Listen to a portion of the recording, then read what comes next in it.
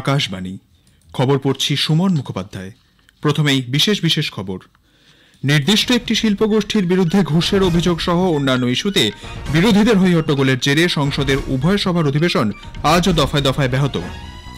Reform, perform ও transform মন্ত্রে দেশের প্রতিটি ক্ষেত্রের উন্নয়ন হচ্ছে বলে জয়পুরের রাইজিং রাজস্থান গ্লোবাল ইনভেস্টমেন্ট সামিটের উদ্বোধনী ভাষণে প্রধানমন্ত্রী বলেছেন। বিদেশ সচিব বিক্রম মিস্ত্রি বাংলাদেশের বিদেশ সচিবের সঙ্গে ঢাকায় বৈঠকে যোগ দিয়েছেন। কেন্দ্রীয় শিল্প ও বাণিজ্য মন্ত্রী পীযূষ গোয়েল ভারত ও নরওয়ের মধ্যে বাণিজ্যিক সম্পর্ককে শক্তিশালী করে তোলার বার্তা দিয়েছেন।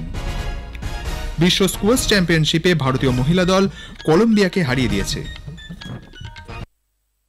আসছি বিস্তারিত খবরে। বিশেষ একটি শিল্পগোষ্ঠীর বিরুদ্ধে ঘুষের অভিযোগ সহ অন্যান্য ইস্যুতে বিরোধীদের হইহট্টগোলের জেরে সংসদের উভয় সভার অধিবেশন আজও দফায় দফায় বিঘ্নিত। লোকসভা এবং রাজ্যসভার অধিবেশন প্রথমে বেলা 2টো এবং পরে দুপুর 2টো পর্যন্ত মুলতবি হয়ে গেছে। আজ সকালে লোকসভার অধিবেশন বসলে কংগ্রেস, ডিএমকে সহ অন্য বিরোধী দলগুলি উৎকোচ ইস্যুতে প্রতিবাদ জানাতে শুরু করে। অধ্যক্ষ ওম বিড়লা বলেন, প্রশ্নোত্তর পর্ব গুরুত্বপূর্ণ, এই সময় অন্য কোনো বিষয় উত্থাপন করা যায় না। সুষ্ঠুভাবে সভার কাজ চালাতে দেবার জন্য তিনি বিরোধীদের কাছে আবেদন জানান। তা সত্ত্বেও হইহট্টগোল চলতে থাকায় প্রথমে বেলা 12টা পর্যন্ত অধিবেশন মুলতবি করে দেন অধ্যক্ষ। এরপর ফের সভার কাজ শুরু হলে চিৎকার চেঁচামেচি অব্যাহত থাকায় দুপুর 2টো পর্যন্ত লোকসভা মুলতবি হয়ে যায়। অন্যদিকে রাজ্যসভাতেও একই চিত্র নজরে আসে। বিভিন্ন ইস্যু নিয়ে মুলতবি প্রস্তাব আনেন বিরোধীরা। অধ্যক্ষ জগদীপ ধনখড় তার খারিজ করে দিলে প্রতিবাদ জানাতে থাকেন তারা। সভার কাজ চলতে দেওয়ার জন্য একাধিকবার আবেদন জানান চেয়ারম্যান। রাজ্যসভার দলনেতা জেপি নাড্ডা বিরোধীদের আচরণের সমালোচনা করে বলেন, বিরোধীরা নিজেদের সুবিধামতো অবস্থান বদল করছে, সংসদে আলোচনা চলতে দেওয়া উচিত। সংসদ বিষয়ক মন্ত্রী কিরেন রিজিজুও বিরোধীদের আচরণের সমালোচনা করেন। অন্যদিকে রাজ্যসভার বিরোধী দলনেতা মল্লিকার্জুন খাড়গে পাল্টা অভিযোগ করেন, সরকার নিজেই অধিবেশনের কাজ চলতে দেবে না বলে ঠিক করেছে। গণতন্ত্রের জন্য এটা ভালো নয়। সংসদ বিষয়ক মন্ত্রী কিরেন রিজিজু কংগ্রেস ও অন্য বিরোধী দলগুলিকে একজোট হয়ে ভারত বিরোধী শক্তির বিরুদ্ধে ঐক্যবদ্ধভাবে লড়াই করার আহ্বান জানিয়েছেন। নতুন দিল্লিতে সাংবাদিকদের তিনি বলেন, কিছু বিষয়কে রাজনৈতিক দৃষ্টিকোণ থেকে দেখা উচিত নয়। তিনি অভিযোগ করেন, সম্প্রতি প্রকাশ্যে আসা একটি রিপোর্টে জর্জ সোরস ফাউন্ডেশনের সঙ্গে বিরোধী দলের এক শীর্ষ নেতার যোগসূত্র মিলেছে। George Soros and many other elements who are working against India are to be countered unitedly by every citizen of India. That is my point. Whether it is Rahul Gandhi ji, Sonia Gandhi ji or Shashi Tharoor ji or anybody. I am not into any particular individual. প্রধানমন্ত্রী নরেন্দ্র মোদী রাজস্থানের জয়পুরে আজ rising Rajasthan global investment সামিটের উদ্বোধন করেছেন। জয়পুরের exhibition ও convention সেন্টারে আয়োজিত 3 দিনের এই সম্মেলনে প্রধানমন্ত্রী বলেন, দেশের প্রতিটি ক্ষেত্রে রিফর্ম, পারফর্ম ও ট্রান্সফর্ম মন্ত্রে উন্নয়ন হচ্ছে। আজ ভারত সম্পর্কে বিনিয়োগকারী এবং বিশেষজ্ঞরা উৎসাহিত বলেও মন্তব্য করেছেন প্রধানমন্ত্রী। बीते दशक में भारत में इंटरनेट यूजर्स की संख्या करीब 4 गुना बढ़ी है। डिजिटल ट्रांजैक्शन में तो नए रिकॉर्ड बन रहे हैं और ये तो अभी शुरुआत है। भारत दुनिया को डेमोक्रेसी, डेमोग्राफी और डेटा की असली ताकत दिखा रहा है। প্রধানমন্ত্রী আরও বলেছেন, রাজস্থান শুধু বিকশিতই হচ্ছে না, আরও নির্ভরযোগ্য হয়ে উঠছে। তিনি জানান, রাজস্থান সময়ের সঙ্গে সঙ্গে নিজেকে গ্রহণযোগ্য এবং পরিমার্জিত করে তুলেছে। এই সম্মেলনে যোগ দিতে দেশের শিল্পপতিরা জয়পুরে পৌঁছেছেন। এছাড়াও 32টি দেশের প্রতিনিধিরা সম্মেলনে যোগ দিয়েছেন। এর মধ্যে 17টি দেশ সম্মেলনের অংশীদার। ভারতের বিদেশ সচিব বিক্রম মিস্ত্রি বাংলাদেশের বিদেশ সচিব জসিম উদ্দিনের সঙ্গে ঢাকায় রাষ্ট্রীয় অতিথি ভবন পদ্মায় বৈঠকে বসেছেন। বিদেশ দপ্তরের আলোচনা FOCর আওতায় এই বৈঠকে দুদেশের মধ্যে দ্বিপাক্ষিক বাণিজ্য সহ পারস্পরিক স্বার্থ সংশ্লিষ্ট বিভিন্ন বিষয়ে আলোচনা চলছে বলে মনে করা হচ্ছে। বৈঠক শেষে বিদেশ সচিব বিক্রম মিস্ত্রি একটি মধ্যাহ্নভোজে অংশ নেবেন এবং সে দেশের বিদেশ বিষয়ক উপদেষ্টা মোহাম্মদ তৌহিদ হোসেনের সঙ্গে সৌজন্য সাক্ষাৎ করবেন। উল্লেখ্য, এই বৈঠকে যোগ দিতে আজ সকালেই শ্রী মিস্ত্রি বাংলাদেশে পৌঁছেছেন। খবর শুনছেন আকাশবাণী থেকে।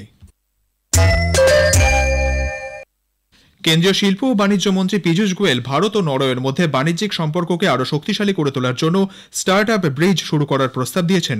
এর ফলে দুদেশের নতুন উদ্যোগগুলির মধ্যে এক সেতু বন্ধন গড়ে উঠবে।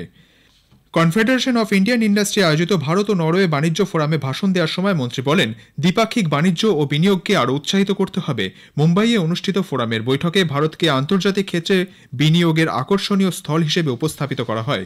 শ্রী গোয়েল ভারতীয় প্রতিভাকে কাজে লাগানোর জন্য নরওয়ের কোম্পানিগুলিকে এদেশে বিনিয়োগের আহ্বান জানান। এর ফলে দেশের অভ্যন্তরের বিভিন্ন সুযোগকে সংশ্লিষ্ট সংস্থাগুলি যেমন কাজে লাগাতে পারবে, পাশাপাশি আন্তর্জাতিক ক্ষেত্রে নতুন বাজার খুঁজে পাবে। অর্থনৈতিক সহযোগিতার ক্ষেত্রে সদ্য স্বাক্ষরিত হওয়া বাণিজ্য ও অর্থনৈতিক অংশীদারিত্ব চুক্তির প্রশংসা করে মন্ত্রী বলেন, ভারত ও ইউরোপিয়ান ফ্রি ট্রেড অ্যাসোসিয়েশনের মধ্যে স্বাক্ষরিত এই চুক্তি সুইজারল্যান্ড, আইসল্যান্ড, নরওয়ে এবং লিস্টেনস্টাইনের সঙ্গে অর্থনৈতিক সম্পর্ক আরও শক্তিশালী হবে। রাষ্ট্রপতি দ্রৌপদী মুর্মু 11 ডিসেম্বর বুধবার নতুন দিল্লির বিজ্ঞান ভবনে জাতীয় পঞ্চায়েত পুরস্কার প্রদান করবেন। এবছর 1,94,000 গ্রাম পঞ্চায়েতের মধ্যে থেকে বিভিন্ন বিভাগে পঞ্চায়েতগুলি ভালো কাজ করার জন্য মোট 45টি পুরস্কার প্রদান করা হবে। তৃণমূল স্তর থেকে দীর্ঘমেয়াদী উন্নয়নমূলক কাজের পরিচালনাকে স্বীকৃতি দিতেই এই পুরস্কার, যা আগামী দিনে পঞ্চায়েত ব্যবস্থাকে শক্তিশালী করতে সাহায্য করবে। এবছর ত্রিপুরা এবং ওড়িশা সর্বোচ্চ 7টি করে পুরস্কার পাচ্ছে। ত্রিপুরায় বিভিন্ন জেলা, ব্লক ও পঞ্চায়েত মিলিয়ে মোট 10 কোটি টাকা মূল্যের পুরস্কার পাবে। গোমতী জেলা দেশের সেরা জেলা পঞ্চায়েতগুলির মধ্যে নানাজি দেশমুখ সর্বোত্তম পঞ্চায়েত সতত বিকাশ পুরস্কার পাবে। ভারতের ডিজিটাল পরিকাঠামো উল্লেখযোগ্য বৃদ্ধি পেয়েছে। শেষ পাওয়া তথ্যে 138,34,00,000 আধার নম্বর তৈরি হয়েছে। মূল প্ল্যাটফর্মগুলিতে এখন 37 কোটির বেশি ব্যবহারকারীর জন্য 776 কোটি নথি সংরক্ষণ করা হয়। এছাড়াও দীক্ষা প্ল্যাটফর্মে 17,95,00,000 পাঠক্রম নথিভুক্ত হয়েছে। সরকারি এক বিবৃতিতে তথ্য ও সম্প্রচার মন্ত্রক জানিয়েছে, ভারতের ক্রমবর্ধমান ডিজিটাল অর্থনীতি ক্লাউড কম্পিউটিং, কৃত্রিম বুদ্ধিমত্তা এবং ডিজিটাল গভর্নেন্সের মাধ্যমে পরিচালিত হয়েছে। ইউপিআই লেনদেন নভেম্বর মাসে 1,548 কোটি ছুঁয়েছে, যার আর্থিক মূল্য 21,55,000 কোটি টাকা। এই লেনদেন বছরে 38% বৃদ্ধি পেয়েছে। 2025 সালের মধ্যে মাসিক ইউপিআই লেনদেন 2,500 কোটি টাকা হতে পারে বলে ধারণা করা হচ্ছে। প্রতিরক্ষামন্ত্রী রাজনাথ সিং 3 দিনের রাশিয়া সফরে এখন মস্কোতে। ভারত ও রাশিয়ার প্রতিরক্ষা মন্ত্রীরা সামরিক কারিগরি সহযোগিতা সংক্রান্ত আন্তঃসরকারি কমিশনের 51তম বৈঠকে যুগ্মভাবে সভাপতিত্ব করবেন। শ্রী সিং এবং রুশ প্রতিরক্ষামন্ত্রী অ্যান্দ্রে বেলুসেভ দুদেশের মধ্যে প্রতিরক্ষা, শিল্প ও সামরিক সহযোগিতার বহুপাক্ষিক সম্পর্কের সামগ্রিক দিকগুলি খতিয়ে দেখবেন। পারস্পরিক স্বার্থ সংশ্লিষ্ট আঞ্চলিক এবং আন্তর্জাতিক প্রশ্নেও তারা মত বিনিময় করবেন। সিরিয়ার বিদ্রোহী বাহিনী ক্ষমতা দখল করে নেওয়ার পর ক্ষমতাচ্যুত রাষ্ট্রপতি বাশার আল আসাদ মস্কোতে আশ্রয় নিয়েছেন। ক্রেমলিন সূত্রে এই কথা জানানো হয়েছে। আবু মোহাম্মদ আল জোলানির নেতৃত্বে বিদ্রোহী বাহিনীর রাজধানী দামাস্কাস দখলের মধ্যে দিয়ে আসাদ সরকারের দীর্ঘদিনের শাসনের অবসান হয়। কেন্দ্রীয় সংস্কৃতি মন্ত্রক জাতীয় গ্রন্থাগার মিশনের মাধ্যমে নিদর্শ গ্রন্থাগার কর্মসূচির আওতায় প্রতিটি রাজ্য এবং কেন্দ্রশাসিত অঞ্চলে রাজ্য কেন্দ্রীয় গ্রন্থাগার এবং একটি করে জেলা গ্রন্থাগারকে আর্থিক সহায়তা দিচ্ছে।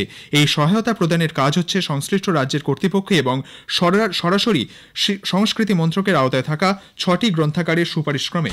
সহায়তা বাবদ প্রাপ্ত অর্থ গ্রন্থাগারগুলির পরিকাঠামোগত উন্নয়ন, প্রযুক্তিগত বিকাশ, বিশেষভাবে সক্ষমদের সুবিধাজনক ব্যবস্থাপনা তৈরি এবং স্থানীয় ভিত্তিতে প্রাসঙ্গিক পঠন সামগ্রী কেনার কাজে ব্যবহার করা হবে।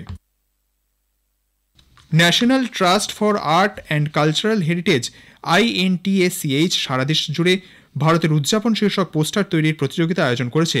এতে অংশ নিচ্ছে 7ম থেকে 9ম শ্রেণীর স্কুল পড়ুয়ারা। 90টি শহর এবং বিভিন্ন জেলার ইনটাকের 100টি শাখা এই আয়োজনে যুক্ত। চীনের হংকংয়ে আয়োজিত বিশ্ব স্কোয়াশ টিম চ্যাম্পিয়নশিপে ভারতের মহিলা দল গ্রুপ সির ম্যাচে কলম্বিয়াকে 2-1 হারিয়ে দিয়েছে।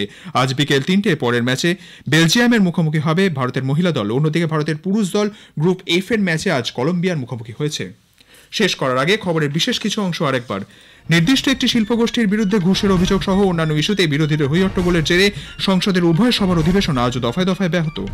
রিফর্ম, পারফর্ম ও ট্রান্সফর্ম মন্ত্রে দেশের প্রতিটি ক্ষেত্রেই উন্নয়ন হচ্ছে বলে জয়পুরের রাইজিং রাজস্থান গ্লোবাল ইনভেস্টমেন্ট সামিটের উদ্বোধনী ভাষণে প্রধানমন্ত্রী মন্তব্য করেছেন। খবর এখনকার মতো এখানেই শেষ হলো।